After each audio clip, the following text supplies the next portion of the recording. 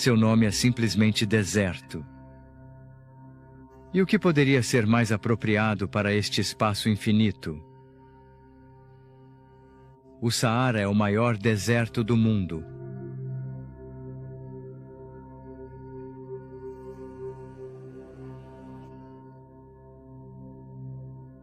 Cobre mais de 8 milhões de quilômetros e ocupa mais de um quarto do continente africano. É uma vasta onda que se espalha por 10 países, abrangendo 5.200 quilômetros do Atlântico às margens do Mar Vermelho e 1.500 quilômetros de norte a sul.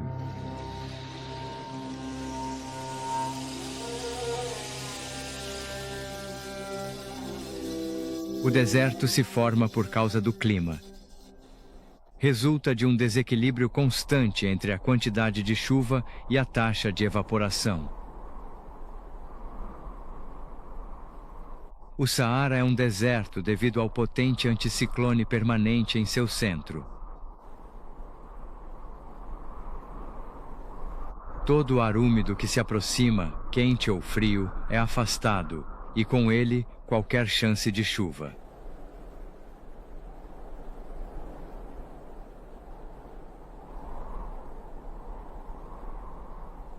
O Saara é, na imagem comum, extensões de dunas e desertos áridos. Existem áreas assim, mas representam apenas 20% da área total do deserto. São conhecidas como erg.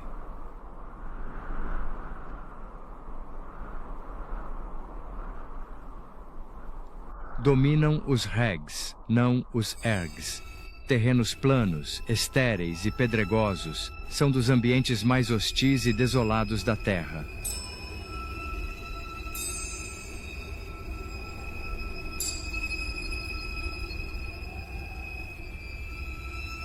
No Saara, a topografia é baixa, montanhas são raras e isoladas.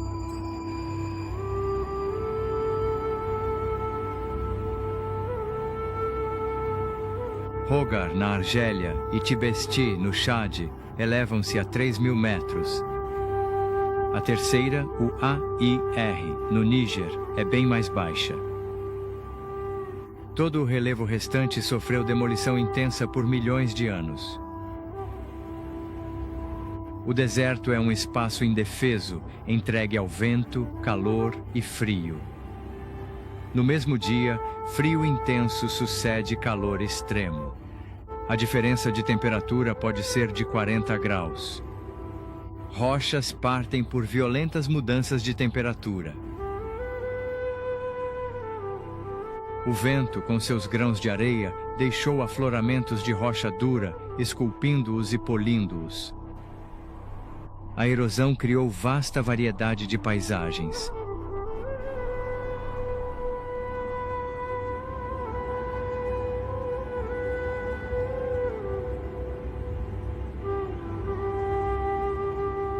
A diversidade do grande deserto revela seu esplendor no Níger.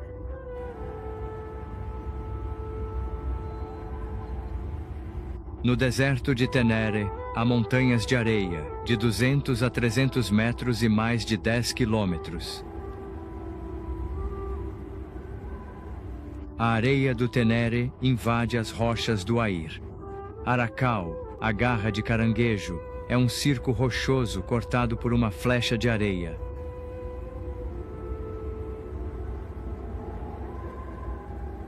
O Air, de origem vulcânica, é um dos 3 maciços do Saara e surgiu junto ao Hogar, na Argélia.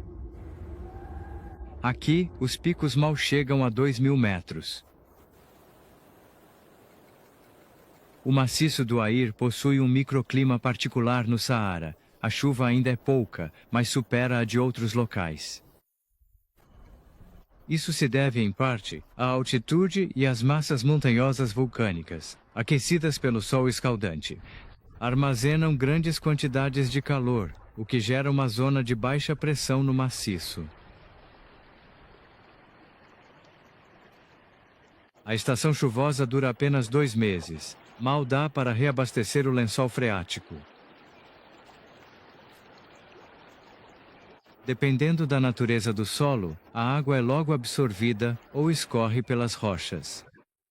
Às vezes, filtra-se em bolsões, e delas, mais tarde, brotam abençoadas nascentes de água doce.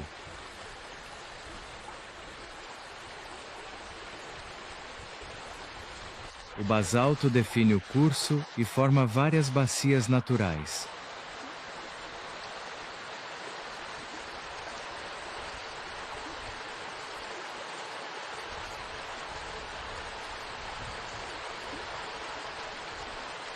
No fundo, a água corre para uma cova natural, que se mantém cheia o ano todo. Os berberes chamam estes poços de Agelman, os árabes, Guelta. A Guelta de Timia é uma das mais belas do Saara. Além desses poços espetaculares, o Saara também tem grandes aquíferos fósseis lá no fundo. Alguns parecem inesgotáveis. Essas enormes reservas foram formadas em eras muito mais úmidas. São vestígios de extensões de água que cobriam o Saara.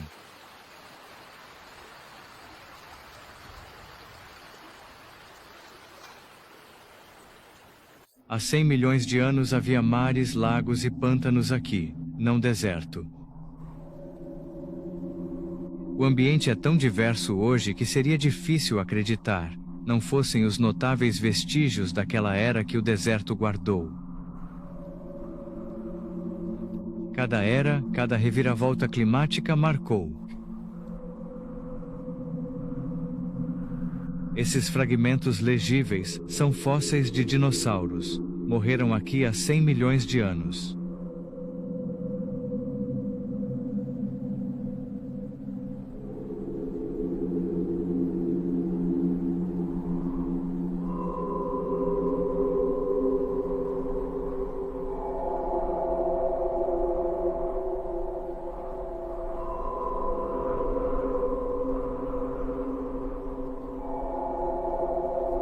Ao sul e sudeste do Air, camadas de arenito de 2 a 3 metros surgem na superfície, atestando uma época de florestas nesta terra árida. Ao morrerem, as árvores foram cobertas por depósitos de areia e desapareceram.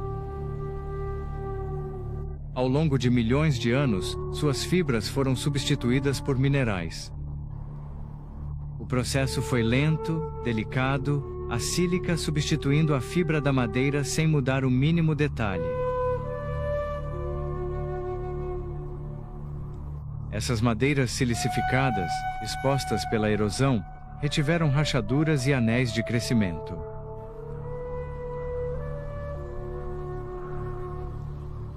A história do Saara é complexa. Mesmo em passado recente, geologicamente, a região teve grandes transformações. Nos últimos 2 milhões de anos, suas características mudaram.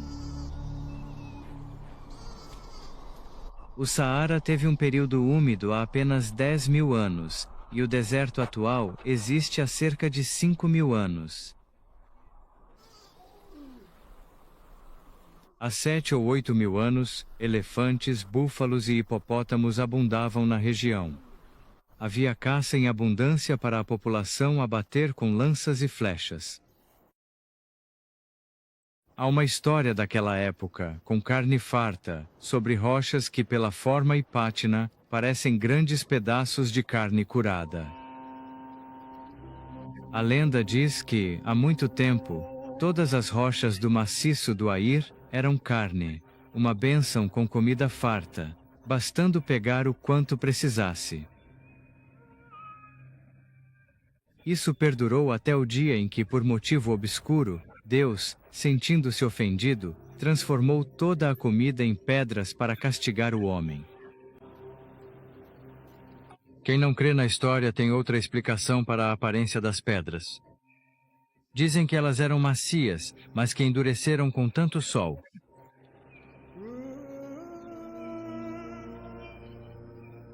De qualquer forma, é consenso que as gravuras rupestres de Dabus datam da Era das Pedras Macias. Esses vestígios foram feitos por pastores que mantinham o gado na parte sul do Air. Além de seus animais, eles representavam girafas. As esculpidas nesta rocha inclinada são as mais antigas.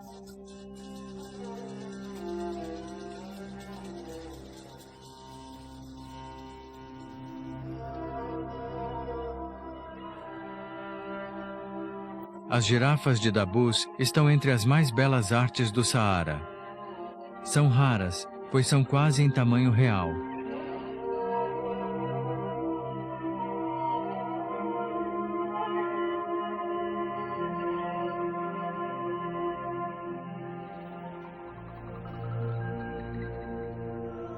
As girafas desapareceram desta paisagem de vez em tempos mais recentes.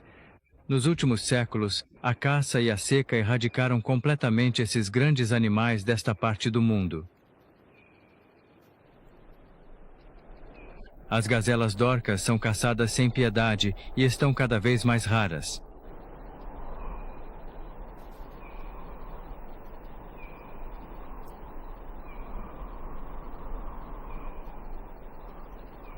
Contudo, o Saara abriga uma gama surpreendente de animais.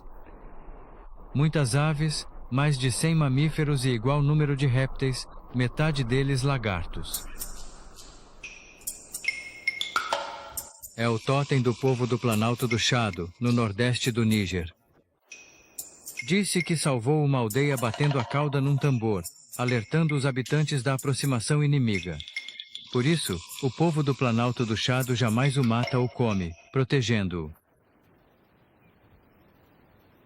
Aqui, a maioria dos animais vive à noite. Durante o dia, mantém-se discretos. É uma questão de sobrevivência devido ao calor. Ao sair ao sol, é preciso ter certeza de achar abrigo.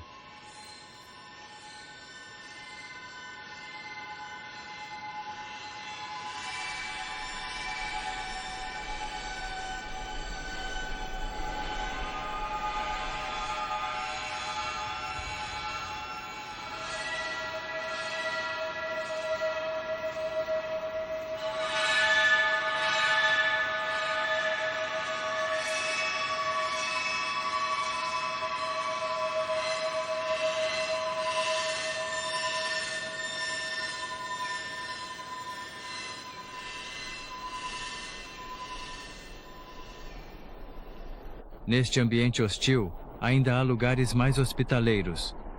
São reconhecidos à distância pelas finas faixas verdes que quebram a monotonia da areia e rochas. São uades, leitos de rios, quase sempre secos. As árvores e arbustos nessas margens buscam umidade profunda, por isso suas raízes são desenvolvidas.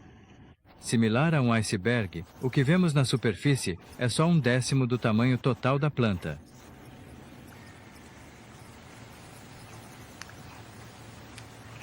Um arbusto sobressai nesta vegetação escassa.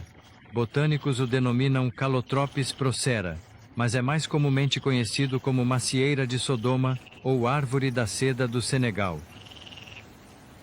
Aqui é a árvore multiuso. Na medicina, é valorizada por suas virtudes terapêuticas.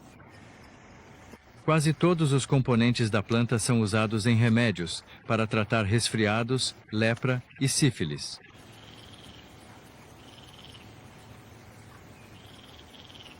Sua semente é envolta em acolchoamento prateado para preencher almofadas.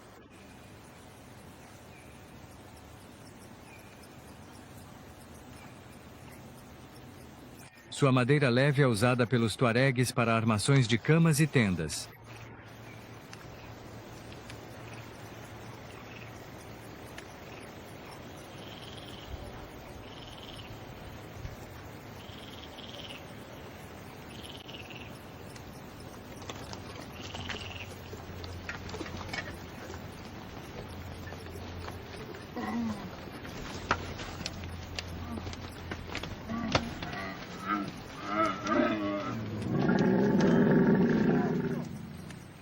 As margens desses leitos secos ainda têm populações dispersas. Em vários pontos, depósitos aluviais geram terra arável, facilitada pela extração de água do subsolo. Os poços tradicionais aqui são anuais, cavados a 9 a 15 metros. Com um processo engenhoso, o funil de esvaziamento é vedado enquanto o recipiente é elevado.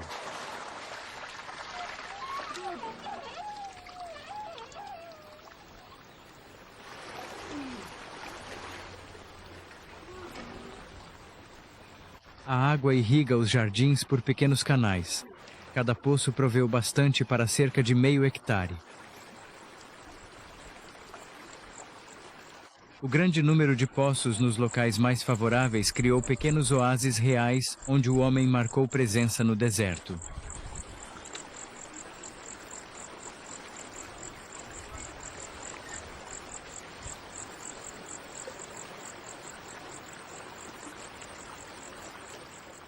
É um equilíbrio frágil. Se muitos poços forem abertos e as reservas de água superexploradas, o deserto logo retornará.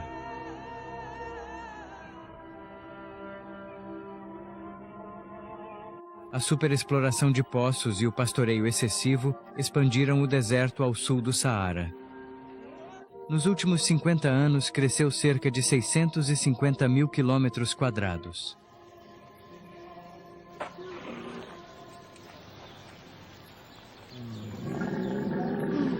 Nestes locais, o homem está fadado à vida nômade. Mesmo que decida assentar-se, terá de aceitar que não será por muito tempo. Em meados do século XVIII, havia aqui uma cidade de 10 mil habitantes. Chamava-se Azode, a antiga capital do Zaïlir.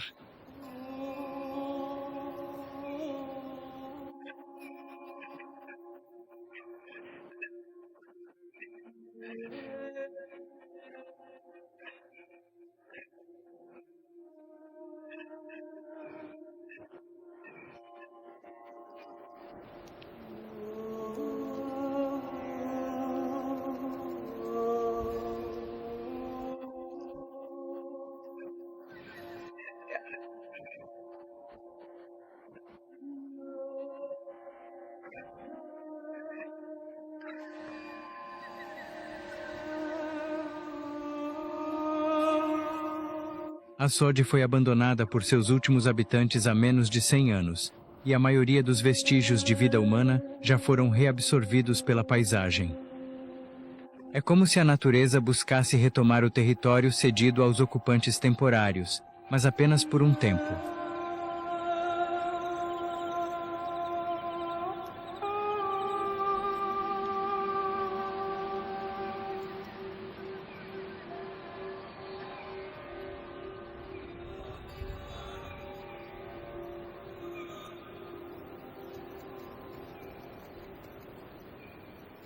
Essas pedras podem ter se empilhado naturalmente, mas são túmulos de pastores nômades do norte do Quênia.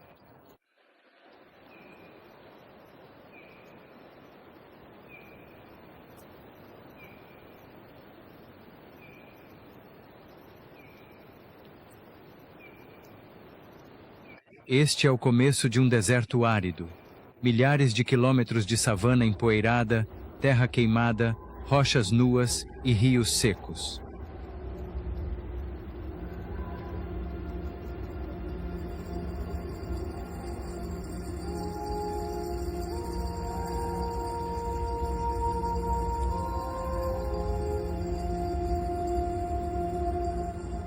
A Serra de Matthews assinala a entrada nesta área.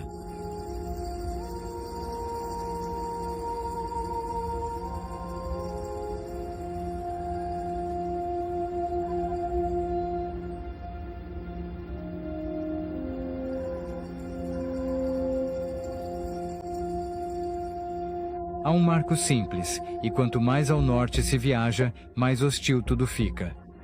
O sabaque, um pão de açúcar decapitado. É um Inselberg, rocha dura que resistiu melhor à erosão do que as estruturas geológicas ao redor. Este é um dos Inselbergs mais impressionantes da África. Seu nome é Oldoinio Sabaki Lololokwe. Para o Samburu, é o refúgio do deus Ngai. O Samburu e os Maasai são parentes. Já foram parte da mesma tribo, vindos da região do Nilo. Os Samburu se separaram no século XV, quando migraram para o sul. Assim como outros pastores, seu modo de vida mudou pouco nos últimos séculos. Suas cabanas são de galhos entrelaçados e cobertas com peles.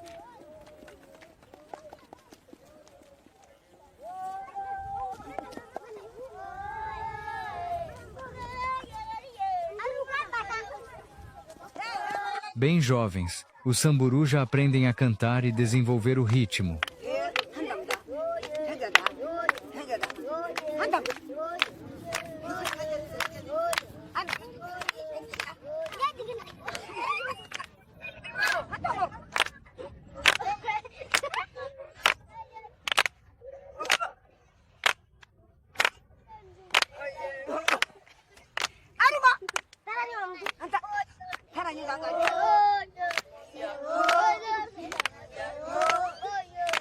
Isso é importante não só para participarem das cerimônias rituais, mas também para os apoiar em suas tarefas diárias.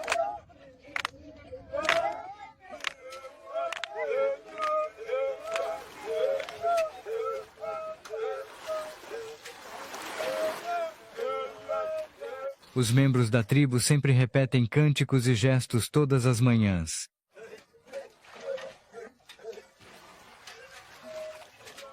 Este ano, as chuvas anteriores encheram bem o lençol freático. A água está perto e não foi preciso cavar muito fundo no leito do rio. Após a seca, pode ser necessário cavar fundo por água.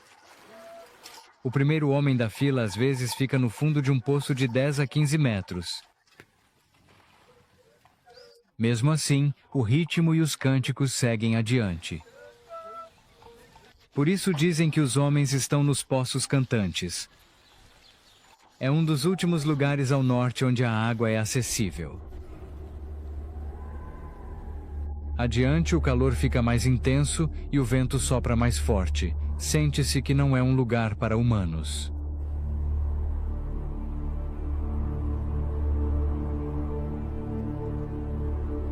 O deserto não surge de repente, a paisagem muda aos poucos.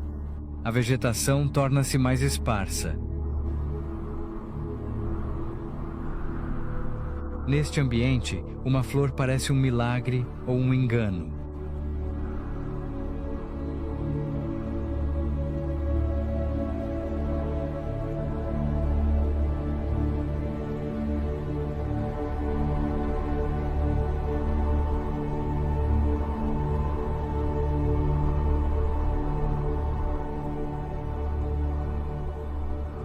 Sobreviver neste ambiente inóspito às vezes significa caminhar entre 50 e 100 quilômetros. Essa pode ser a distância entre dois locais de água.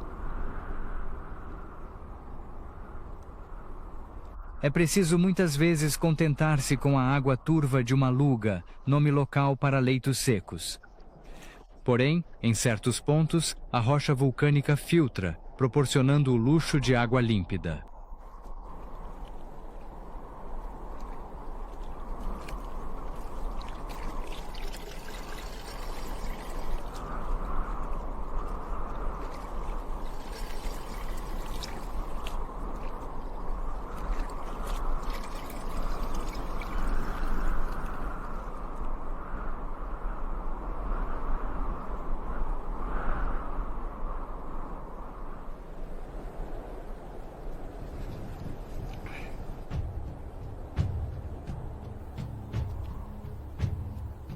No fim do século XIX, dois exploradores europeus, Teleki e von Hönel, cruzaram estes campos empoeirados com blocos de basalto.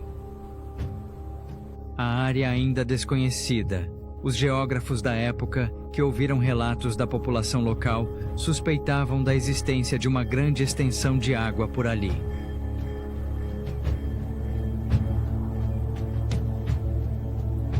Quanto mais adentravam os desertos, menos provável a hipótese.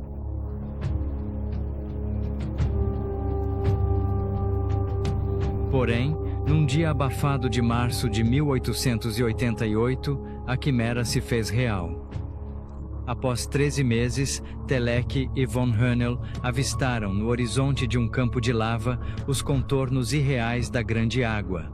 Haviam descoberto o último dos grandes lagos africanos. Os nativos o chamam de Bazo Narok. Os brancos o nomearam Lago Rodolfo, em honra ao arquiduque austríaco.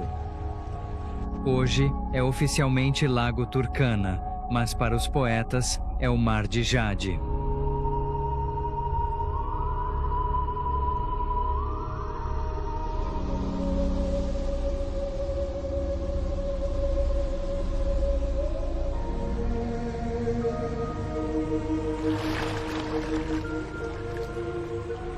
O Lago Turkana fica no norte do Quênia, divisa com a Etiópia e o Sudão. Tem 290 quilômetros de comprimento e 32 quilômetros de largura. Sua profundidade não passa de 150 metros e em pontos apenas 9. Sua forma de dedo acena ao viajante para suas águas mágicas.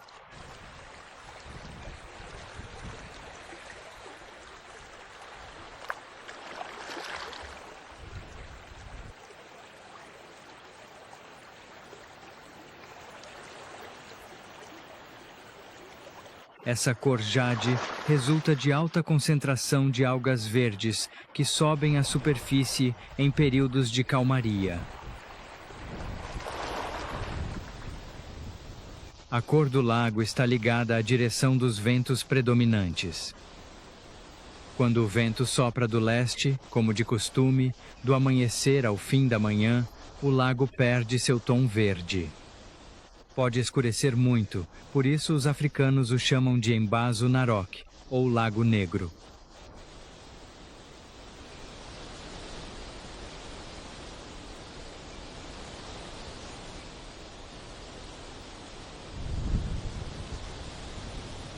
Os pastores Samburu, Rendile ou Turkana vagueiam sem cessar pelas margens do lago, em busca de pasto.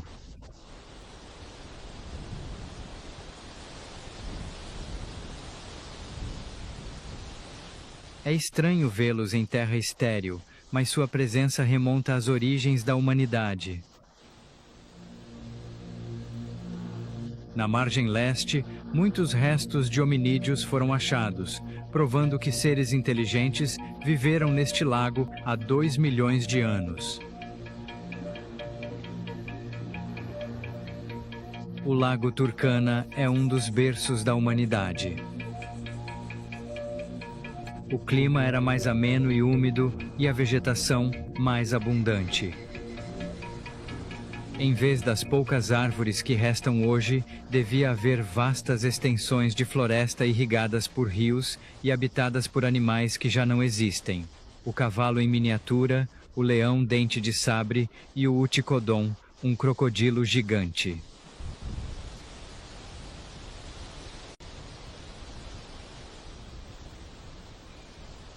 Pessoas permanecem nessas margens, mesmo com a terra árida, pois o lago é um grande reservatório de água potável.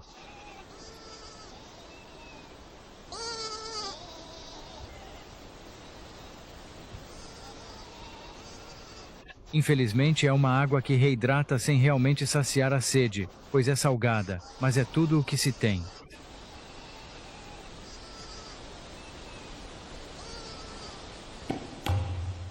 Mesmo com essa água salobra, há muitos peixes de água doce no Lago Turkana.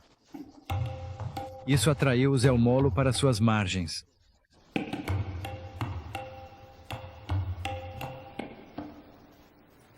Há menos de 500 deles, e por muito tempo foram tidos como a menor tribo da África. Ameaçados de extinção, nos últimos 30 anos, os Elmolo casaram-se com tribos locais. Ao casar com Samburu ou Turkana, evitaram a extinção, mesmo que perdessem parte de sua identidade.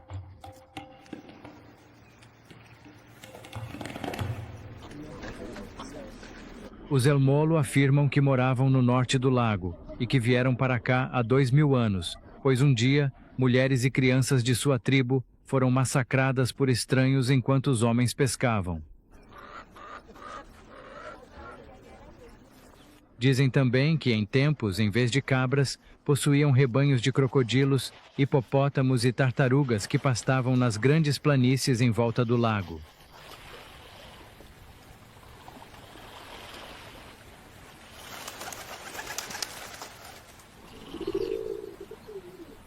Os El Molo usam pombos-correio para se comunicar e dependem dos peixes que secam ao sol no lago como alimento.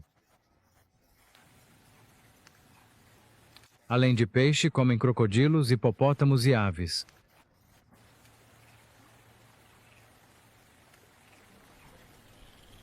Para suas necessidades e equipamentos, os El Molo aprenderam a usar os poucos materiais que encontram.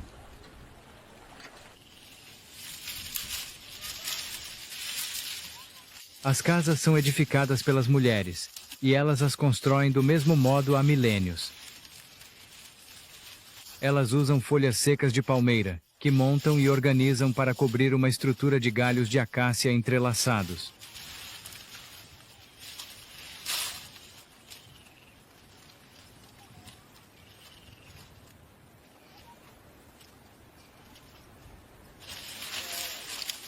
As cabanas são baixas para evitar que o vento as leve. Para ter certeza, elas também são presas com pedras, ou voariam pela margem do lago como pipas.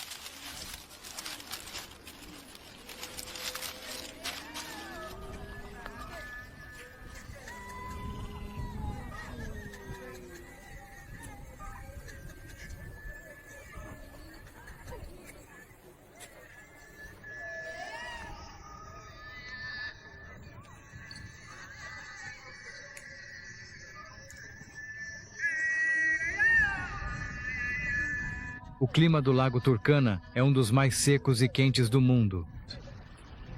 A temperatura chega a 50 graus e a água é irresistivelmente tentadora.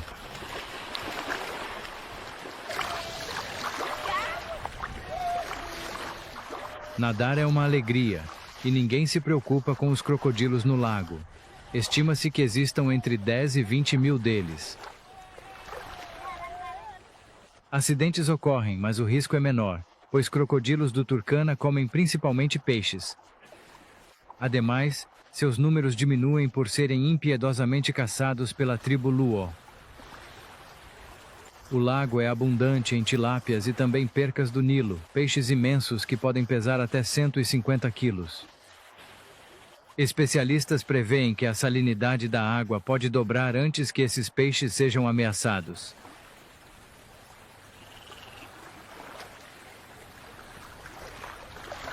Os El Molo constroem suas jangadas com uma das únicas árvores que crescem na região, a palmeira dum.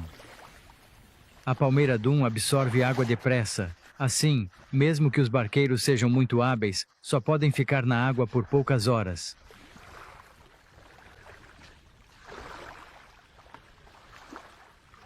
A fragilidade dos barcos e as tempestades que surgem no lago limitam seu campo de ação. Por exemplo, nem se cogita ir até a ilha central, que fica no coração do lago, em todos os sentidos.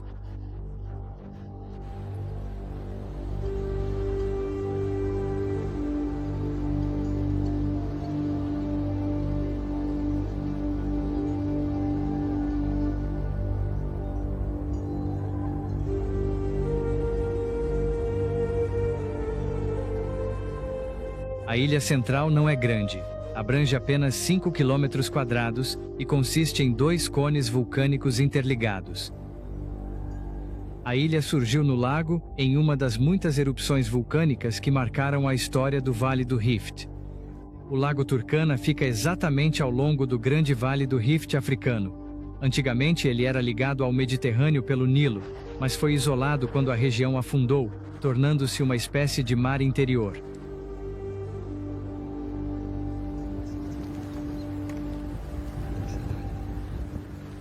Ainda há atividade vulcânica sob a superfície do Rift. É vista como fumarolas e cristais de enxofre.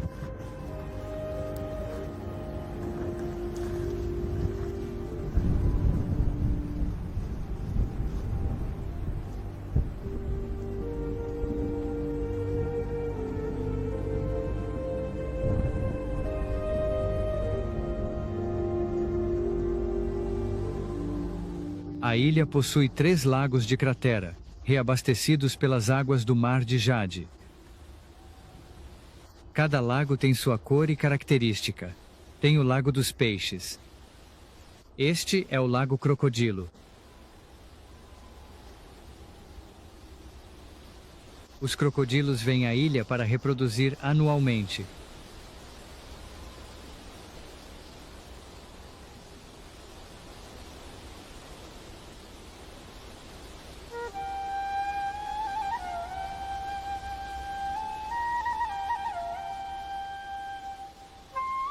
O terceiro lago é o mais espetacular. É o Lago Flamingo.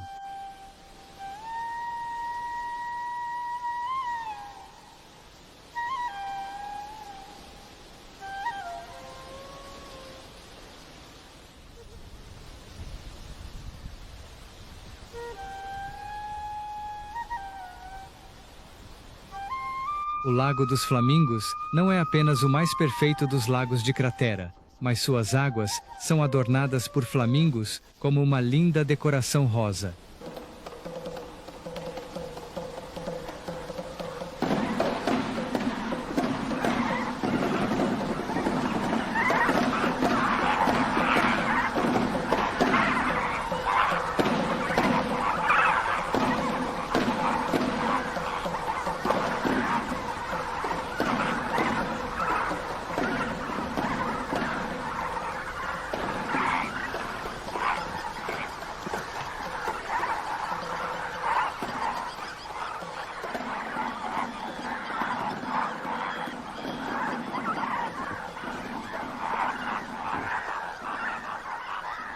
A Ilha Central, imagem da natureza eterna. É um local protegido, anexo ao Parque Nacional Queniano de Sibiloi. Mas, os flamingos podem um dia deixar o Mar de Jade. Por enquanto ainda encontram as algas ali, mas se a salinidade do lago subir muito, partirão. Anualmente, a água do Lago Turkana fica mais salgada. O lago diminui sob os efeitos do vento e do sol, que acentuam o processo de evaporação. O nível do lago cai quase 30 centímetros por mês, e só chove forte a cada 2 anos. A única compensação é a água do rio Omo, na Etiópia, que deságua no norte do lago. Porém, o Omo foi tão desviado para a irrigação que virou um mero riacho, se comparado ao que era. Em 100, 1000 ou 10.000 anos, estas águas mágicas talvez não passem de uma memória mítica. O Mar de Jade, um breve episódio na história do continente.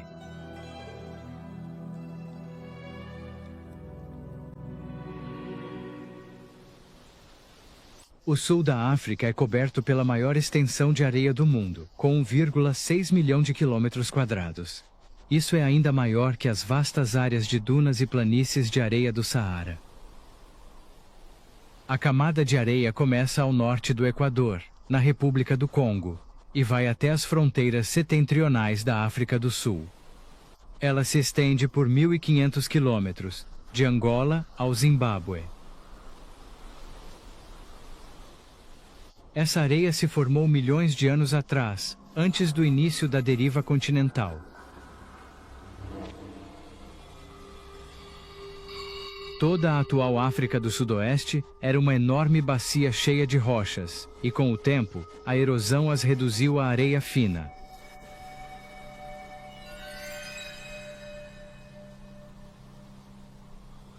Este manto de areia não tem uma aparência uniforme.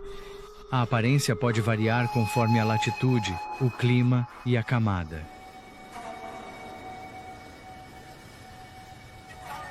É onde é mais espetacular, no deserto do Kalahari.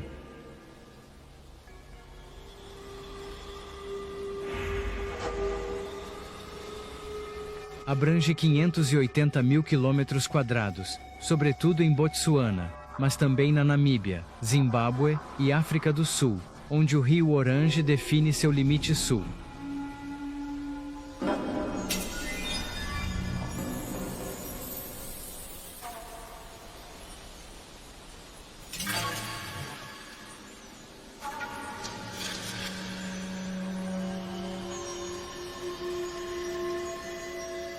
A areia no Kalahari deve sua bela cor avermelhada ao óxido de ferro. Mais seco, mais viva a cor.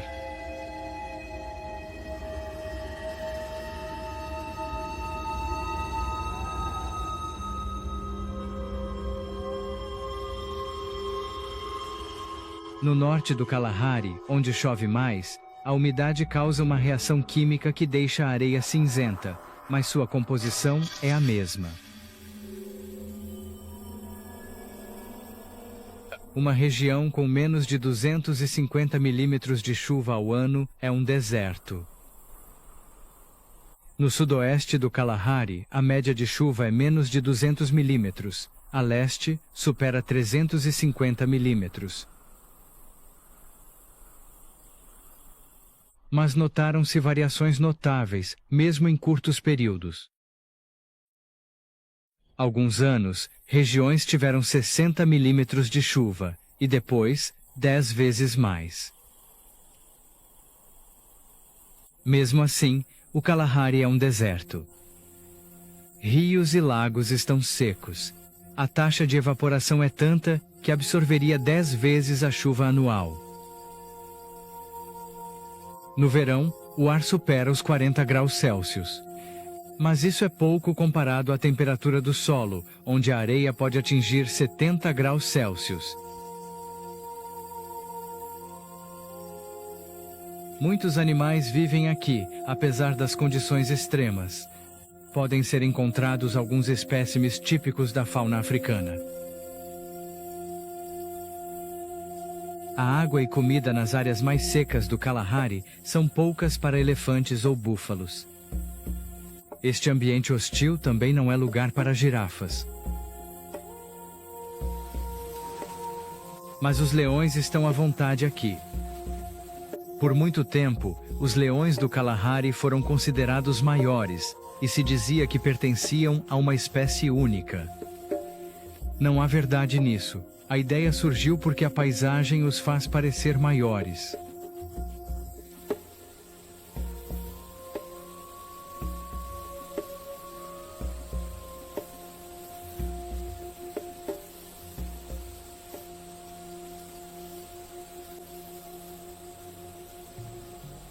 Apesar da abundância de antílopes que parecem a presa ideal, leões do Kalahari vivem de porcos-espinhos.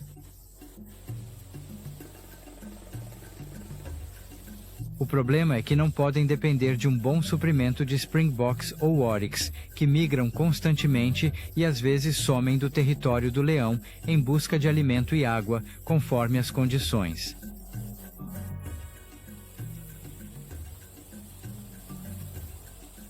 Aqui, os leões não os acompanham.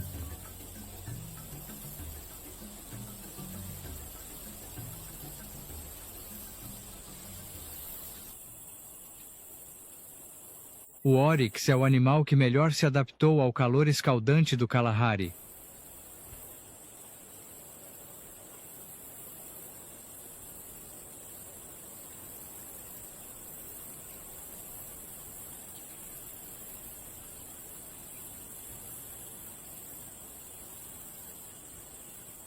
Em vez de desperdiçar umidade suando, este grande antílope pode deixar sua temperatura corporal subir para 45 graus centígrados, o que mataria qualquer outro animal.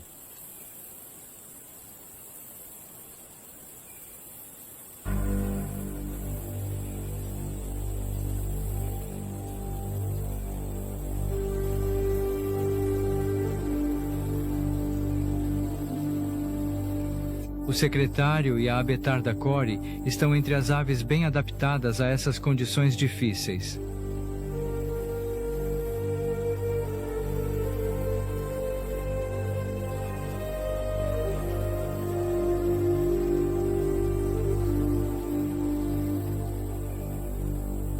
A avestruz, que raramente busca sombra, tem notável resistência ao calor.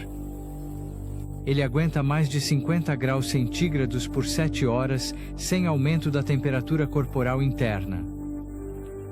Com desidratação intensa, o avestruz pode perder até 1/4 do seu peso, sem graves consequências. Uma vasta gama de aves vive no Kalahari. Algumas são residentes, outras de passagem.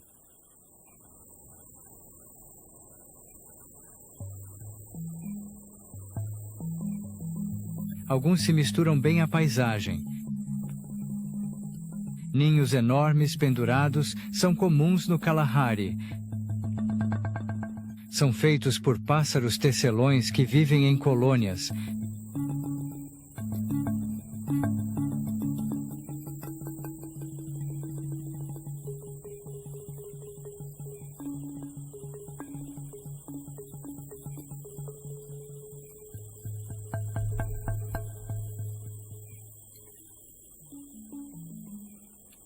Cada ninho pode abrigar 300 pássaros. Eles são divididos em câmaras, cada uma ocupada por um par de pássaros. Eles seguem vivendo no ninho mesmo após o nascimento dos filhotes, pois isso os protege do calor e dos predadores. Os ninhos são tão pesados que às vezes o galho cede e a colônia cai. Conseguir água é a principal preocupação dos habitantes do Kalahari. Mesmo na seca extrema, a natureza dispõe de recursos inesperados. Plantas selvagens crescem aqui e ali, frutificando no chão, salvando muitas vidas. Estes melões Tsama contêm 90 a 95% de água e vitamina C. São consumidos por quase todos os animais, insetos, pássaros, antílopes e carnívoros.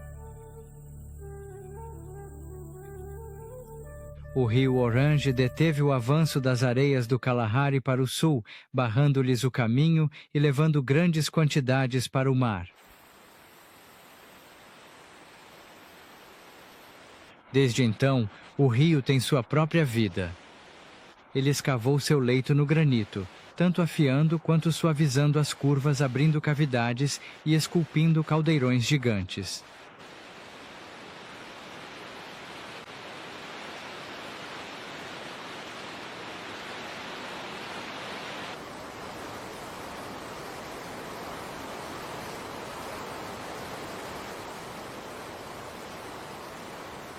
Este é o lugar dos ruídos altos, Algraebes, no dialeto Hotentote, que virou Algrabes.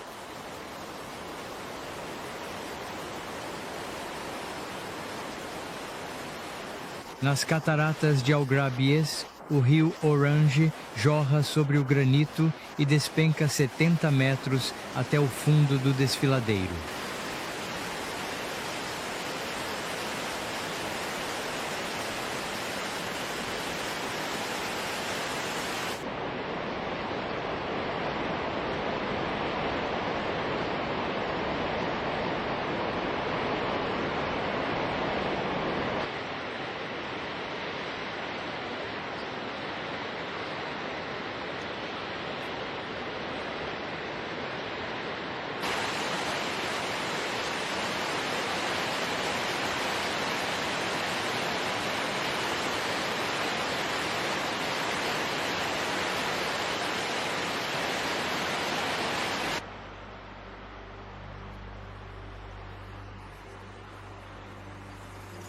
Com o tempo, o Orange erodiu a rocha rio abaixo das quedas, formando este estreito desfiladeiro de 20 quilômetros.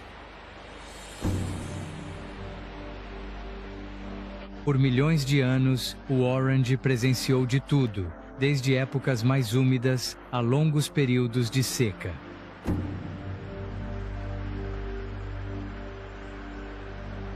Seja tumultuoso ou apático, ele sempre segue seu longo e sinuoso caminho até o Atlântico.